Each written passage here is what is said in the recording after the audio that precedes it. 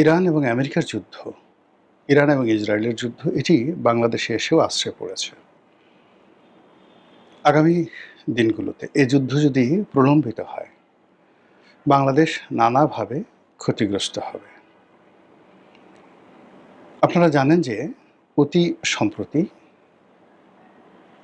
ইয়েমেনের হুতিদের সঙ্গে যুদ্ধ করার জন্য, হুতিদেরকে দমন করার জন্য সৌদি আরবের নেতৃত্বে 10টি দেশের একটি জোট হয়েছে। এই জোটে বাংলাদেশ অংশগ্রহণ করেছে। যতটুকু আমরা খবরে জেনেছি যে এই জোট হুতিদের বিরুদ্ধে যে যুদ্ধ করবে, সেই যুদ্ধে জনবল দিয়ে, অস্ত্র দিয়ে, সব ব্যাপারে লজিস্টিক সাপোর্ট করার জন্য এই জোটের দেশগুলো তারা পরস্পরকে সহযোগিতা করবে। এখন আমাদের জন্য এটা কত বড় একটা ভয়ের সংকট। প্রথম সংকট হলো যে এই জোটের প্রমোটার হলো মার্কিন যুক্তরাষ্ট্র। এই জোটের সুবিধাভোগী এবং সবচেয়ে যাকে বলা হয় এই জোটটাকে যারা চালাবে এবং যাদের জন্য করা হয়েছে এবং যাদেরকে আমেরিকা চাপ দিয়েছে এই কাজটা করার জন্য, তারা হলো সৌদি আরব। আর সৌদি আরবের সেকেন্ড ইন কমান্ড হিসেবে এখানে সৈন্য দিয়ে সাহায্য করার জন্য প্রতিশ্রুতিবদ্ধ হলো পাকিস্তান। আর এই পাকিস্তানের সঙ্গে, পাকিস্তান সৈন্য দিয়ে, অস্ত্র দিয়ে সৌদি আরবের সঙ্গে তারা একত্র হয়ে হুতিদের বিরুদ্ধে যুদ্ধ করবে এবং সেই যুদ্ধে ইসরায়েলও যোগ দেবে। আর তার সঙ্গে বাংলাদেশ যদি এর সঙ্গে থাকে, বুঝতে পারেন যে সেখানে সমস্যাটা কি হতে পারে। তো আমেরিকার এই জোটে আমেরিকা সাধারণত যে কাজ করে, কাউকে ব্যবহার করে just like a toilet tissue. মুখের টিস্যু আপনি নাকের সর্দি দিয়ে ব্যবহার করেন, বা আপনি ঘাম মোছেন, মুখ মোছেন, ফেসিয়াল টিস্যু, এটাকে হয়তো কেউ দ্বিতীয়বার ব্যবহার করে। কিন্তু টয়লেট টিস্যু, যেটা আপনি মলদ্বার পরিষ্কার করেন, সেটি ফেলে দেওয়া ছাড়া আপনার কোনো উপায় থাকে না। কথিত আছে যে আমেরিকা যাদেরকে ব্যবহার করে টয়লেট টিস্যুর রূপে, তাদেরকে ওইভাবে ফেলে দেয়। তা আমরা এই যে হুতিদের বিরুদ্ধে একটা যুদ্ধে আমরা জড়ালাম বা জড়াতে যাচ্ছি বা সমর্থন করতে যাচ্ছি, হোয়াট এভার মেবি, আমরা যে কাজটি করছি, এই কাজের খারাপ পরিণতি কি হতে পারে?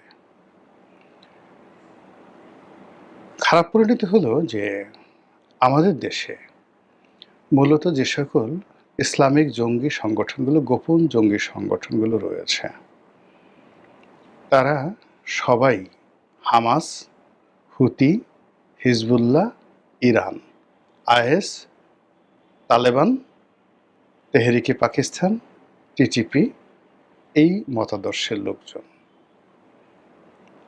এরা সবাই আমেরিকা বিরোধী, এরা সবাই ইসরায়েল বিরোধী, এবং এরা সবাই যাকে বলা হয় সৌদির এই বর্তমান যে শাসক, এদের বিরোধী। ফলে আমাদের দেশের যে উগ্রপন্থা যে গ্রুপটি নিয়ে পশ্চিমারা যাকে বলা হয় উদ্বিগ্ন, তাদের সঙ্গে আমাদের এই দেশের মধ্যে সরকারের একটা মারাত্মক দ্বন্দ্ব এবং সংঘাত শুরু হয়ে গেল বা করে দেওয়া হলো। This is one.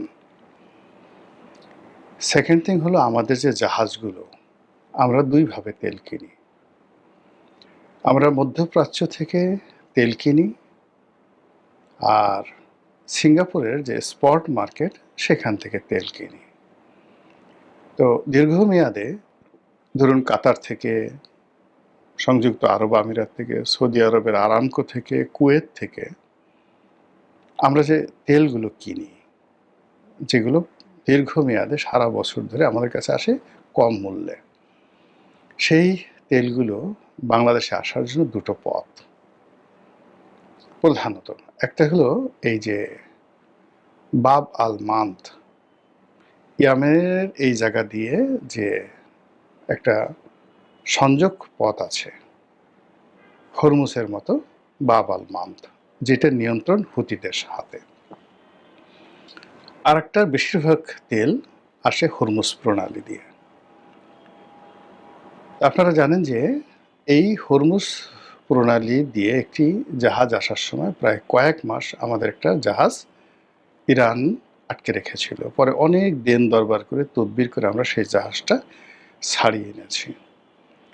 ইরানের সঙ্গে একটা সম্পর্ক স্থাপন করার জন্য তাদের যে শেষকৃত্য অনুষ্ঠান, তাদের ইমামের আয়াতুল্লাহ আলী খামেনি, বর্তমান যে খামেনি আছেন বা আয়াতুল্লাহ আছেন তার বাবা, তার জানাজাতে আমাদের স্পিকার সাহেব গেলেন, রাজনৈতিক নেতৃবৃন্দ গেলেন এবং ইরানের সঙ্গে একটা ভালো সম্পর্ক তৈরি হলো এবং আশা করা হচ্ছিল যে বাংলাদেশের জাহাজগুলো সেই ওখান দিয়ে একটা ছাড় পাবে, এই ধরনের কথা ইরানের রাষ্ট্রদূত বলেছেন। এবং এই রাষ্ট্রদূতের ক্ষমতা অলনে ছাড়েন, ইরানি রাষ্ট্রদূতের ক্ষমতা বাংলাদেশে মার্কিন রাষ্ট্রদূতের সমপর্যায়ে হয়ে গেছিল কয়েকদিনের জন্য। এরই মধ্যে যখন আবার সেই হরমুজ নিয়ে যুদ্ধ হলো, এরই মধ্যে আবার যখন আমেরিকা ইরান আক্রমণ করলো, ঠিক সেই সময়টাতে ইরান হরমুজটাকে 100% বন্ধ করে দিল। আরবদের উপরে চাপ তৈরি করার জন্য তারা করলো কি, হুতিদেরকে, তাদের যে প্রক্সি সংগঠন হুতি এবং হিজবুল্লাহ, তাদেরকে বললো যে তোমরা আক্রমণ করো এবং বাব আল মান্দ বন্ধ করে দাও। তো বাব আল মান্দ যদি বন্ধ করে দেওয়া হয় হরমুজের মতো করে, যেটা হুতিরা পারে, তাহলে সৌদি আরবের অর্থনীতি, রাজনীতি ধস নামবে। এবং হুতি এবং ইরান যদি সংযুক্ত আরব আমিরাতের এবং সৌদি আরবের তেল স্থাপনাগুলোতে জাস্ট 24 ঘন্টা আক্রমণ করে, এবং সেটা তারা আক্রমণ করবে হুমকি দিয়েছে। এর কারণ হলো আমেরিকা বলেছে যে তারা ইরানের তেল ক্ষেত্রে আক্রমণ করবে। ইরান বলছে আমাদের তেল ক্ষেত্রে যদি আক্রমণ করো তাহলে তোমাদের যারা তাবেদার রাষ্ট্র রয়েছে তাদের সবার তেল ক্ষেত্রে আমরা আক্রমণ করব। এই অবস্থায় পুরো মধ্যপ্রাচ্যে যুদ্ধের দামাবে এবং সকলের মধ্যে রীতিমতো আতঙ্ক তৈরি হয়ে গেছে। এখন এখানে যে 10টি রাষ্ট্র, আমরা একত্র হয়ে সৌদি আরবের সাথে থেকে হুতিদের একটা পশম স্পর্শ করতে পারবো না। এর কারণ হলো স্বয়ং আমেরিকা এখানে ইয়েমেনের সৈন্য সমাবেশ করে তারা ফেল করেছে, সৌদি আরব এখানে সৈন্য সমাবেশ করে ফেল করেছে, ইসরায়েল লেবাননে গিয়ে যুদ্ধ করে সৈন্য সমাবেশ করে ফেল করে তারা এই যুদ্ধের ফলে সেখান থেকে সৈন্য প্রত্যাহার করতে বাধ্য হয়েছে। সেখানে বাংলাদেশের সেনাবাহিনী বাংলাদেশের সেনাবাহিনী সেখানে গিয়ে ছোট করার জন্য বলছি না, কোনো কিছু করে সেখানে হুতিদের সাথে গিয়ে ফিল্ডে যুদ্ধ করবে। এই জিনিসটা কল্পনা করলে এটা ভাবেন তো, হাউ ইট ইজ পসিবল। এইটা গেল এক। দ্বিতীয়ত হলো যে আমরা এই মধ্যপ্রাচ্যের যে উগ্র গোষ্ঠীগুলো প্লাস ইরান, এদের সাথে যে দীর্ঘমেয়াদে আমরা দ্বন্দ্ব এবং সংঘাতে, সময়ের বিবর্তনে দেখুন, যেহেতু তাদের একটা স্ট্রং পলিটিক্যাল রিলেশন আছে, ফাইন্যান্সিয়াল যাকে বলে কানেক্টিভিটি আছে, ফলে আমেরিকার সাথে, সৌদি আরবের সাথে, সংযুক্ত আরব আমিরাত, কাতার, এদের সাথে ইরানের এবং ইসরায়েলের শত্রুতা করতে দেরি লাগবে না, আবার 1 মিনিট বসতে দেরি লাগবে না। কিন্তু আমরা যারা ছাগলের 3 নম্বর বাচ্চা হয়ে এখানে বিভিন্ন রকম কর্মকাণ্ড করার চেষ্টা করছি, আমরা কিন্তু ছিটকে পড়ব। এবং এখানে ভারতেরও সমস্যা হবে না, পাকিস্তানেরও সমস্যা হবে না, কিন্তু বাংলাদেশের ভীষণ রকম সমস্যা হবে। গ্রাম বাংলায় দেখবেন যে স্বামী স্ত্রীর ঝগড়া করে, বা মিয়ার বেটা আর সৈয়দের বেটা ঝগড়া করে, পাশের বাড়ির চকিদার মামু, চকিদার চাচা, সে সালিশ করতে যায় এবং দুই পক্ষকে মিলানোর জন্য বিভিন্ন রকম চেষ্টা তদবির করে, দুই পক্ষ মিলে যায় এবং দুই পক্ষ মিলিয়ে তখন যে সালিশ করছে তাকে মারধর করে।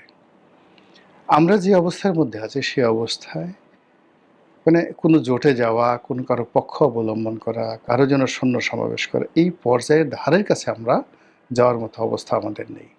আমরা আমাদের সৈন্যদেরকে জাতিসংঘের শান্তিরক্ষা মিশনে ভাড়া খাটাই। এখানে যদি জাতিসংঘ শান্তিরক্ষা মিশনে, এমনকি নিরাপত্তা পরিষদে আমরা যেতে পারি না। শান্তিরক্ষা মিশনে যদি বলা হতো সেখানে আমরা ইয়েমেনের সৈন্য পাঠাতে পারতাম, ইটস নট এ প্রবলেম। কিন্তু আমরা একটা জোট করে সেখানে সৈন্য পাঠাবো। সৈন্য পাঠানোর সঙ্গে, সঙ্গে এই যে দুটো বৃহত্তম জলপথ বাব আল মান্দ এবং হরমুজ, এখান দিয়ে বাংলাদেশের জাহাজ, বাংলাদেশের পণ্য, এমনকি অন্য দেশের জাহাজে করে ওদের যে তেল আমাদের দেশে আসবে, চীনের তেল আসতে সমস্যা হবে না, কিন্তু আমাদের তেল আসবে। It's not easy. এই গেল একেবারে নর্মাল সেন্সে। দ্বিতীয়ত হলো যে এই যে একটা জোট হলো, এই জোটের এগেনস্টে ইরান, আফগানিস্তান, তারপর চীন, রাশিয়া এবং তার সঙ্গে তুরস্কর একটা মনোসমর্থন, এই যে একটা ব্লক তৈরি হয়েছে, সেই ব্লকের সাথে আমাদের ব্যবসা বেশি না? আপনি দেখেন তো, রাশিয়া বাংলাদেশে ইনভেস্টমেন্ট কত? মোর দ্যান 2 লক্ষ কোটি টাকা ইনভেস্ট আছে রাশিয়ার বাংলাদেশে এই মুহূর্তে। আচ্ছা, চীনের এই মুহূর্তে বাংলাদেশে বিনিয়োগ কত? আমাদের কাছে কত টাকা পায়? আমরা প্রতি বছর কত বিলিয়ন ডলারের আমদানি সেখান থেকে করি?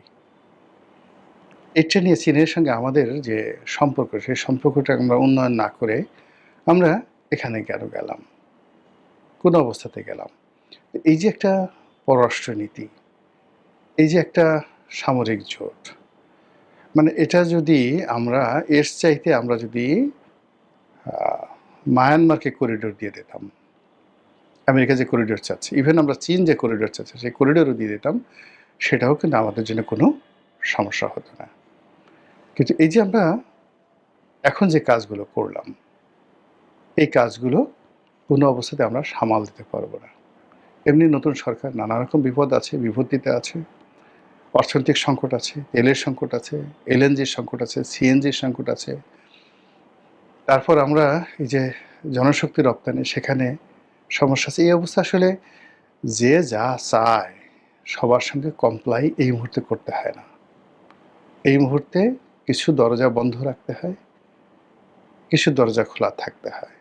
এমনকি ঘাস লতাপাতা খেয়ে হলেও এই মুহূর্তে অনেকগুলো দরজা বন্ধ করে যখন এরকম একটা পরিস্থিতি চলে, তখন নিজেদের পিঠ বাঁচাতে হয়। আল্লাহ রাসূল স্বয়ং বলেছেন যে যখন ফিতনা, চারিদিকে ফিতনা তৈরি হয়, তখন ঘরের দরজা বন্ধ করে ঘরে অবস্থান করো। এখন ভারতে ফিতনা চলছে, পাকিস্তানে ফিতনা চলছে, এখন আমেরিকাতে ফিতনা চলছে, ডোনাল্ড ট্রাম্প নিজের ক্ষমতায় যায় অবস্থা, রাশিয়াতে ফিতনা চলছে, মধ্যপ্রাচ্যে ফিতনা চলছে। আমরা কোনটাতে যোগদান করবো? আমাদের নিজেদের ফিতনা চলছে। এই অবস্থাতে আমাদের নিজেদের ঘর ঠিক রাখাটাই ছিল বুদ্ধিমানের কাজ। কিন্তু এখানে যে কাজগুলো করা হয়েছে, হয়তো অনেকে বলেছে সৌদি আরবে 25 লাখ লোক কাজ করে, যদি এটা আমরা না করি সৌদি আরব আমাদেরকে শ্রমিক ফেরত পাঠাবে। সৌদি আরবে একটা শ্রমিক ফেরত পাঠাতে পারবে না। ওখানে বাঙালিরা বাঙালিদের মতো ভালো অবস্থানে আছে, আর ফেরত পাঠালে আমাদের ক্ষতি হবে না। কিন্তু এই যে আমাদের যে সাপ্লাই চেইনে যে ক্ষতি, মানে আমাদের এখন যে স্কিলড ম্যান পাওয়ার আছে, সেই স্কিল ম্যান পাওয়ার বিদেশের মাটিতে যারা ইনকাম করছে, তারা বাংলাদেশে আসলেও আমাদের ইকোনমিতে লাভ হবে, লস হবে না। তো সেখানে মনে করেন সৌদি আরবে খেজুরের ব্যবসা করে, বাংলাদেশে এসে খেজুর বাগান করে ফেলছে মাত্র 1 একর জায়গাতে। সৌদি আরবে অন্য একটা দেশে গিয়ে সে পেয়ারার ব্যবসা করতো, সেটা এখন করে ফেলছে। ওখানে ওয়েল্ডিংয়ের কাজ করতো, বাংলাদেশে একটা ওয়েল্ডিংয়ের দোকান দিয়েছে। এই লোক কোনোদিন ওয়েল্ডিংয়ের দোকানের ব্যবসা দিত না, কিন্তু সৌদি আরব থেকে ওয়েল্ডিংয়ের ব্যবসা শিখে এসে সে বাংলাদেশে করতেছে। সৌদি আরব থেকে গিয়ে লোক চলে গেছে উগান্ডাতে, উগান্ডাতে গিয়ে হাজার হাজার একর জমি নিয়ে এসে ব্যবসা বাণিজ্য করছে। তো এখানে আসলে সরকার মূলত কোনো কিছু প্রমোট করার দরকার নেই, জনগণই তার নিজেদের মতো করে নিজেদের অধিক্ষেত্র তৈরি করে নিচ্ছে। সরকার শুধু দরকার হলো দেশের স্বার্থ, সামগ্রিকভাবে তারা যেটা করতে পারবে, সামাল দিতে পারবে সেই বিষয়গুলো। কিন্তু সেটা চিন্তা ভাবনা না করে ইনুস সাহেব যেভাবে একেবারে শেষ মুহূর্তে এসে অলরেডি কেন কি কারণে মার্কিন যুক্তরাষ্ট্রের সঙ্গে একটা গোলামির চুক্তি করে গেছেন, এটা যেমন আমার মাথায় ঢুকে না। একইভাবে এই সরকার মাত্র 6 মাসের মাথায় এসে এইরকম একটি জোটে, তাও আবার হুতিদের বিরুদ্ধে এরকম একটি জোটে অংশগ্রহণ করলো, এটা আমার মাথায় ঢুকছে না। শুধু আল্লাহর কাছে বলছি, আল্লাহ বিপদ এবং বিপত্তি থেকে জাতিকে রক্ষা করুন।